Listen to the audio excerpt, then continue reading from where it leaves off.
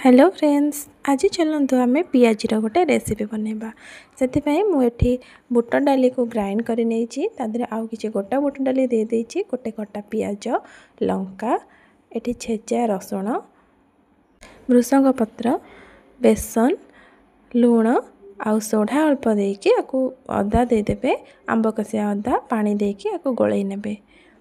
गोलई सारा परे तेल गरम करेंगे। तेल गरम हो सारा परे आको सेप देकी छाणी नेबे। पियाजी जो बाटी थे बुटटा ताको अधा अधा टाइप्र बाटे, बेसी बाटे पूरा प्लेन करेंगे, अधा अधा टाइप्र बाटे। एठी मु गोल गोल करके भी छाणुची, दी टाइप्र सेप देछि, गोल करके छाणी नौची। गोल करके छाणिके एमती गोटे ये प्रेस करने गोटे ताटिया भी ताको प्रेस करदेवे। प्रेस कर सारा पर ताको आउ थे छाणिबे। एमती दिथर छाणिबा द्वारा यहाँ अधिक क्रिस्पी होता है। आपको थे घरे निश्चय ट्राए करूँ। आउ ये जो दी थर छाणी यही टाइप्र ही करूँ, देखिए खाइबा बहुत कुड़कुड़िया लगे। आपको निश्चय घरे बनइबे। आ केमती लगला मते कमेंट माध्यम जनइबे। Thank you.